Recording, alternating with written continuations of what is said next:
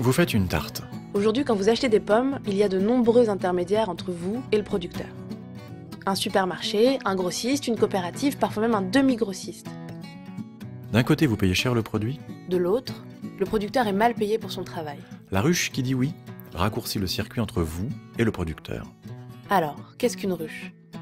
Une ruche est un point relais installé chez un particulier, permettant le commerce direct avec les producteurs. Donc, le principe de la ruche qui dit oui, c'est de favoriser les acteurs locaux et donc de bénéficier de produits qui viennent de proximité, donc des produits qui sont super frais.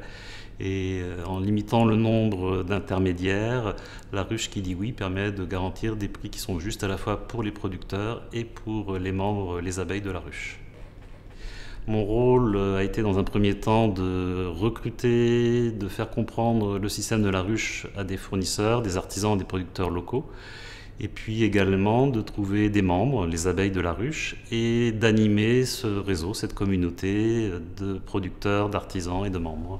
Après 1 an d'existence, 150 ruches sont actives sur le territoire français et 350 sont en construction. C'est un mode de consommation qui plaît et qui pique la curiosité, car ici, l'accueil est aussi important que le service.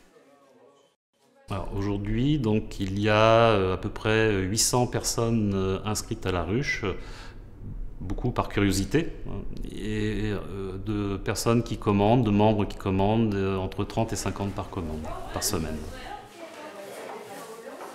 Le principe de la ruche, c'est complètement libre et ça engage simplement à recevoir les informations 1 fois par semaine et puis après de commander si on a envie de commander et ce qu'on veut commander, c'est-à-dire que chaque personne crée son panier à sa mesure. La ruche qui dit oui, c'est donc un circuit de distribution court, une liberté totale de commander ou non. Mais y a-t-il d'autres raisons qui incitent les producteurs et les abeilles à venir au sein de la ruche ? Tenter l'aventure d'un nouveau moyen de commercialisation et de relations de proximité avec des clients, quoi. Après, on verra pour la suite. Il y a une recherche de qualité vers le bio et puis aussi consommer local pour l'environnement, tout simplement.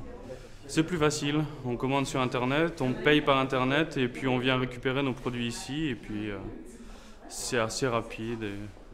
Après le boulot, c'est une facilité de venir par ici. Pour devenir fournisseur d'une ruche, certaines conditions sont indispensables, comme produire bio. Les fournisseurs peuvent aussi poser certaines conditions à la livraison des commandes. La ruche est souvent une alternative à d'autres modes de commercialisation.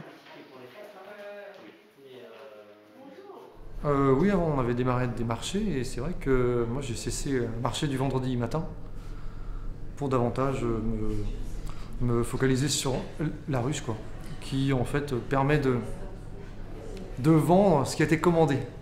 Donc mine de rien, il n'y a pas de perte, ça simplifie les ventes, il n'y a pas de caisse à gérer. Voilà, et puis on est à l'abri. Moi donc en fait, comme tout fournisseur, on peut donner un minima de commandes pour pouvoir venir. Donc, moi j'avoue que je ne le respecte pas trop, parce que je préfère faire en sorte que la ruche se développe tranquillement.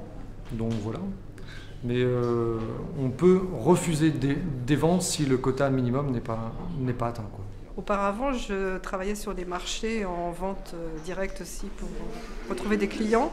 Et depuis que je fournis les ruches, je ne travaille plus sur les marchés puisque là, les commandes sont assurées et je ne livre que ce qui est commandé. Et puis ça évite tout un travail de préparation et de déplacement sur les marchés avec des ventes qui peuvent être aléatoires en fonction de la météo ou autres éléments.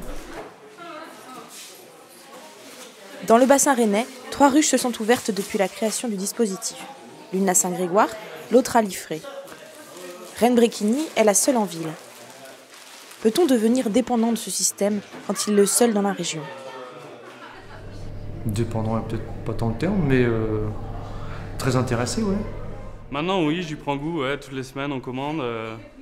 On sait, on a nos petites habitudes, nos petits produits qu'on aime bien. Et voilà, ouais, j'ai pris goût. A l'inverse, la ruche est-elle dépendante de ses abeilles ? Eh ben, elle n'existerait pas, c'est-à-dire que la ruche, c'est une communauté où, pour qu'elle fonctionne, on a besoin de producteurs, d'artisans, de membres, et puis entre tout ça, un responsable qui fait que ça fonctionne. Et puis ce qui est aussi intéressant, c'est qu'il y a des partenariats qui se mettent en place entre producteurs eux-mêmes. Par exemple, Natacha, qui fait des créations culinaires, va utiliser les fruits, les légumes ou la bière, par exemple, pour réaliser ses créations. Donc acheter via la ruche. Tout à fait.